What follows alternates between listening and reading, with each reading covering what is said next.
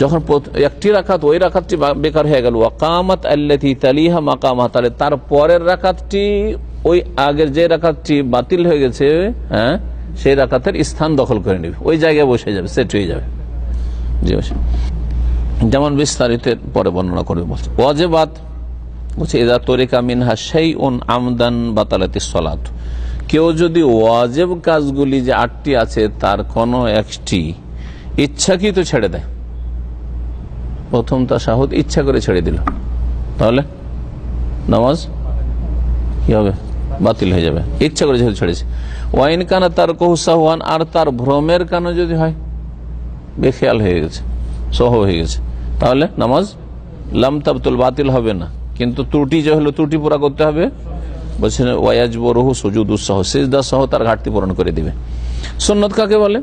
সুন্নত ইচ্ছা করে ছাড়লেও নামাজ নষ্ট হবে না, হ্যাঁ, ব্যাস রাসূলুল্লাহ সাল্লাল্লাহু আলাইহি ওয়াসাল্লামের বিরোধিতা উদ্দেশ্য না হয়, আপনার উদ্দেশ্য না এই না হয় যে আমি নবী সাল্লাল্লাহু আলাইহি ওয়াসাল্লামের তরিকায় নামাজ পড়বো না, আমি হাদিস মানি না, আমি আমার মাযহাবের নামাজ পড়বো, তাহলে মুশকিল, কারণ আপনি রাসূলুল্লাহ সাল্লাল্লাহু আলাইহি ওয়াসাল্লামের তরিকা ছেড়ে দিতে চাইছেন, কিন্তু আপনার ধারণায় তাড়াহুড়া আছে, ঠিক আছে সুন্নতটা ছেড়ে দিলাম।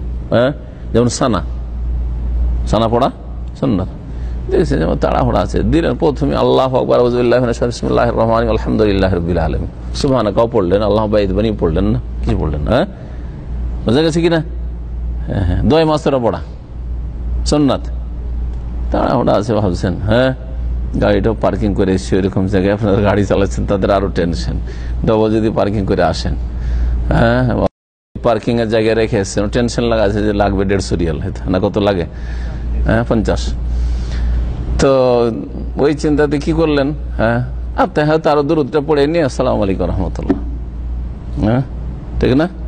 এইরকম নামাজ হবে না? হবে না, হবে, কিন্তু নামাজে আপনার ত্রুটি হবে, আর এই ত্রুটির জন্য নেকি কমবে, কিন্তু এই ঘাটতি পূরণের জন্য সহজ সিজদা করা ওয়াজিব নাই, সহজ সিজদা করা ওয়াজিব না, তবে কেউ যদি এরকম ক্ষেত্রে সহজ সিজদা করে মুস্তাহাব বলছেন লেখক। বলছে ওয়াসসানান, সুন্নত নামাজের মধ্যে লা তাবতুলুস সালাতু বিতারকি শাইইন মিনহা, সুন্নতগুলির কোনো কিছু ছেড়ে দিলে নামাজ বাতিল হয় না, লা আমদান ওয়ালা সাহওয়ান, ইচ্ছাকৃত যদি ছাড়ে, মাসলা জানে তারপর রফায়দান ছেড়ে, রফায়দান করা সুন্নাত, আল্লাহু আকবার, হ্যাঁ, শুরুতে হোক অথবা রুকুতে যাওয়ার সময় হোক, রুকুতে ওঠার সময়, এটা সুন্নাত, যেমন সুকরহিত নাই।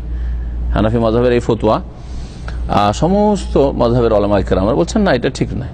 শাফিঈ, মালিকি, হাম্বলি সকলের কাছে রফায়দান আছে, এবং সাহাবায়ে কেরাম সকলে রফায়দান করেছেন, নবী সাল্লাল্লাহু আলাইহি ওয়াসাল্লাম সারা জীবন রফায়দান করেছেন। সুতরাং তারা বলছে যে এটা প্রথম যুগে ছিল, পরে এটা রহিত হয়ে গেছে, এটা ভুল ফতোয়া তাদের। রফায়দান সুন্নাত, ফরজ নয়, ওয়াজিব নয়, কিন্তু সুন্নাত।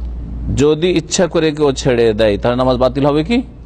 কিন্তু একটা কথা বললাম, আর রফায়দান করেন না কেন? বলছে আমার মাযহাবে নাই, হাদিস আছে, আমি হাদিস জানি না, মানবো না। তাহলে ও তো নবীর উম্মত থাকা মুশকিল, যারা হাদিস বাদ দিতে মানুষের কথা মানবে, নবীর কথা বাদ দিয়ে ওইটা চলবে না। কিন্তু ধরেন ওর মগজে ভাইরাস ঢুকে আছে যে না না না, এটা তো আগে ছিল, মানসুখ হয়ে গেছে, আর রাসূল সাল্লাল্লাহু আলাইহি ওয়াসাল্লাম হাদিস আমি সরাসরি ছাড়ছি না, কি জন্য ছাড়ছি? যে এটা মানসুখ হয়ে গেছে। হ্যাঁ, যদি এরকম কিছু ঢুকে থাকে, স্পষ্ট নয় মাসলা, অনেক সময় স্পষ্ট নয়, তার সামনে ক্লিয়ার নয়, সেই জন্য সেটা আলাদা কথা। কোন অজুহাত যদি তার কাছে থাকে সেটা আলাদা কথা, অথবা গাফিলতির জন্য ছেড়ে দিল, হ্যাঁ, গাফিলতির জন্য কি করলো?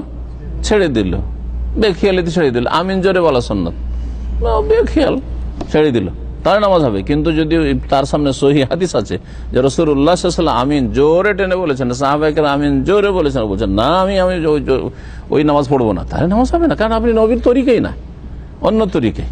বুঝা গেছে? হ্যাঁ, সাবধান এই জন্য। তো মানুষের নিয়তের ওপর, সবাই একরকম একই ক্যাটাগরির মুকাল্লিদ নয়, যারা মাযহাবের অনুসারী তারা একই শ্রেণীর লোক নয়।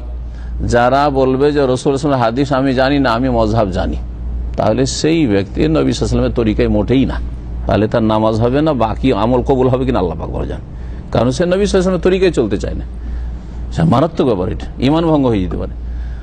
আর যদি কেউ বলে যে না আমি ভাই কোরআন হাদিস মানি, সব মানি, তবে আমি কিছু বুঝি না, হ্যাঁ, সেই জন্য বড় বড় আলেমরা যা বুঝেছে ওইটাই আমি পালন করছি, হ্যাঁ, আর তার কাছে সহি দাওয়াত পৌঁছেনি হয়তো, সেটা আলাদা কথা হয়তো।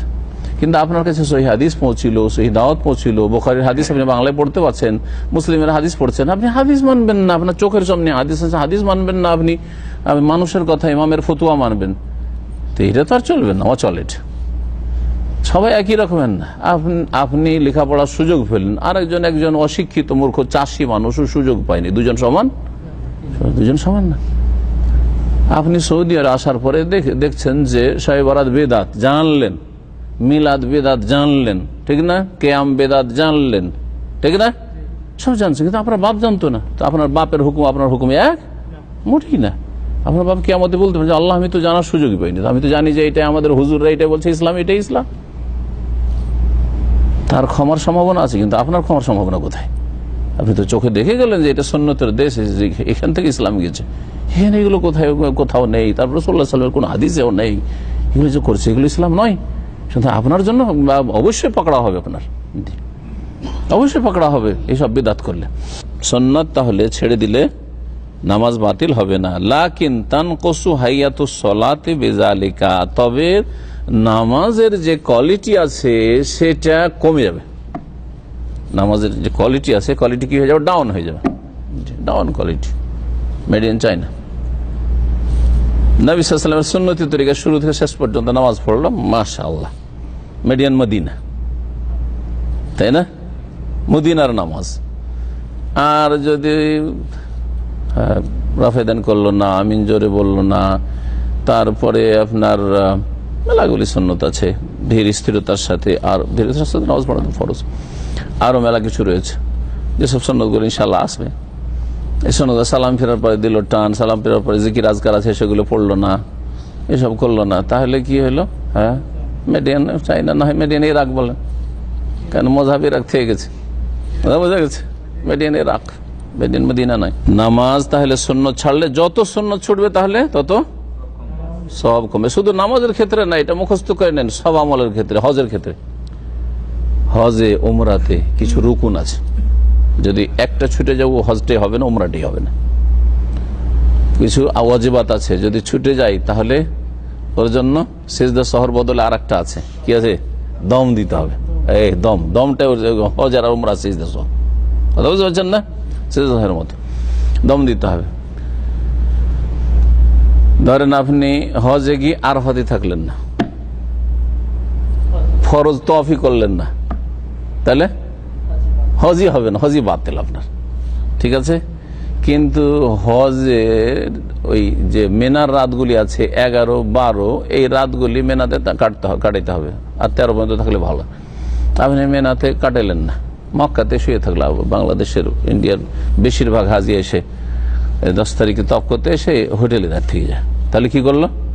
ওয়াজিব ছুটলো, ওয়াজিব কি হলো? ছুটে গেল। কি করতে হবে এখন? দম দিলে ওর হজ পুরা হবে, না হলে অসম্পূর্ণ হজ, ডাউন কোয়ালিটি, দেশি হজ হইল, মদিনার হজ হইল না, রাসূলুল্লাহ সাল্লাল্লাহু আলাইহি ওয়াসাল্লাম হজ হইল না। কথা বুঝতে পারছেন?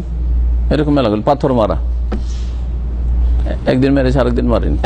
হ্যাঁ, একজন উকিল বানিয়ে দিয়েছে, জাহেল গুলো আজকাল পয়সাওয়ালা উকিল বানিয়ে দিয়ে চলে যায়। তুই মেরে দিস, আমি গেলাম হিলটনে গিয়ে ঘুমাবো, 5 স্টার হোটেলে ঘুমায়, ও মারা যায়, লেবার ঠিক করে রেখেছে 100 রিয়াল দিয়ে, ঠিক করে মেরে দিবি, 50 রিয়াল মেলা লেবার মক্কায় পায়, ওদেরকে দিয়ে মারায়, আউযুবিল্লাহ। এমপি, মন্ত্রী, মিনিস্টার, আর তারপরে বড় বড় পুঁজিপতিদের ওই মোয়াল্লেম হয়ে 2 বার থাকাতে দেখলাম, আউযুবিল্লাহ, ওদের শতকরা মাত্র 5 জন এই কাজগুলি করে, বাকিগুলি সব ওই লেবার রেখেছে, একজনকে 50-100 রিয়াল শুধু একদিনের পাথর মারা। আর এই বিজনেসই করছে কিছু মক্কাতে আছে ওইরকম লেবার। হজের মধ্যে কিছু সুন্নাত আছে, সুন্নাত যদি না করা হয় তাহলে কি হবে? ঘাটতে হবে, কিন্তু ওর জন্য দম লাগবে না, লব্বাইক পড়তে হবে বেশি বেশি, লব্বাইক আল্লাহুম্মা লাব্বাইক, তালবিয়া পড়তে হবে। ও তালবিয়া 2-1 পড়েছে, পড়েনি, ব্যাস চুপচাপ। আজকাল দেখছেন না উমরাতে সব চুপচাপ, আর পড়লেও বেদাতি তরিকা, একসাথে এক আওয়াজে সম্মিলিত দুরুদ আর সম্মিলিত মোনাজাত আর সম্মিলিত জিকিরের মতো ওই বেদাতি তলবিয়া পড়বে, আর না হলে একা পড়বে না। উমরা হজ তো হয়ে যাবে, কিন্তু কি হলো? Quality down, quality. কথা বুঝতে পারছেন? এইরকমই হাজরা আসাদ চুমন, এটা হচ্ছে সুন্নাত, বা স্পর্শ করা সুন্নাত, রুকনে ইয়ামানি ছোঁয়া সুন্নাত, সাফা মারফত দোয়া করা সুন্নাত, এগুলো সুন্নাত। হ্যাঁ, তাহলে মেলাগুলো মশলা এখন বুঝে নিন। প্রত্যেকটি ইবাদতবন্দি, ফরজ ইবাদতবন্দির ভিতরে কি আছে? কিছু ফরজ রুকুন আছে, কিছু ওয়াজিব আছে, আর কিছু সুন্নাত আছে। তার মধ্যে আলোচনা হচ্ছে নামাজের বিষয়টা যখন বুঝে নেবেন তো বাকি মশলা বুঝে নেবেন।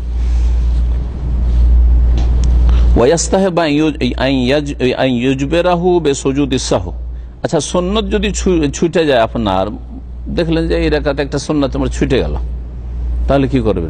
দোয়া মাসরা পড়তে হবে। আত্মাহাত পড়ার পরে, দুরুদ পড়ার পরে হঠাৎ করে সালাম ফিরে দিয়েছেন, সালাম ফেরার পরে খেয়াল হয়েছে, আরে তো আমি তো দোয়া মাসরা পড়লাম না। হ্যাঁ, তো কি করবেন? বলছে যে যদি সহসিজদা করেন তো মুস্তাহাব। সহসিজদা এখানে জরুরি না, কিন্তু ওয়াজিব ছুটে গেলে সহসিজদা জরুরি। মুস্তাহাব উত্তম হচ্ছে আইয়ুজবেরা হবে সুজুদ ইসসাহু, সিজদা সহ দিয়ে ঘাটতি পূরণ করে নেবে। ইযা কানা মিন আদাতিহি আইয়াতিয়া বিহি, যদি তার অভ্যাস থাকে যে সব নামাজি প্রায় এই কাজটি করে, এই সুন্নতটি করে, যেমন রাফেদ আপনি সবসময় করেন, আমিন জোরে সবসময় বলেন, এগুলো সুন্নাত। তারপরে দোয়া মাসুরা পড়েন, সানা আপনি পড়েন, এটা অভ্যাস আছে, কিন্তু ওই দিন সানা পড়তে ভুলে গেছে, তাহলে সহসিজদা করাটা মুস্তাহাব ভালো। কিন্তু যদি কারো অভ্যাস না থাকে, ওই আত্মাহাত দুরুদ পড়লে সালাম ফিরে দেব প্রতিদিন, ওর অভ্যাসই ওই এইরকম নামাজে, ওর রাফেদান করার অভ্যাসই নাই, তাহলে আর সহসিজদা তখন নাই, কারণ ও তো করেই না এটা। তো এমনি দিয়ে সুন্নতের তার ঘাটতি হচ্ছে আর কি। নামাজের আরকান কয়টি বলেছিলাম? নামাজের রুকুন হচ্ছে 14টি। ফারকানুস সালাতি কামা ইয়ালি।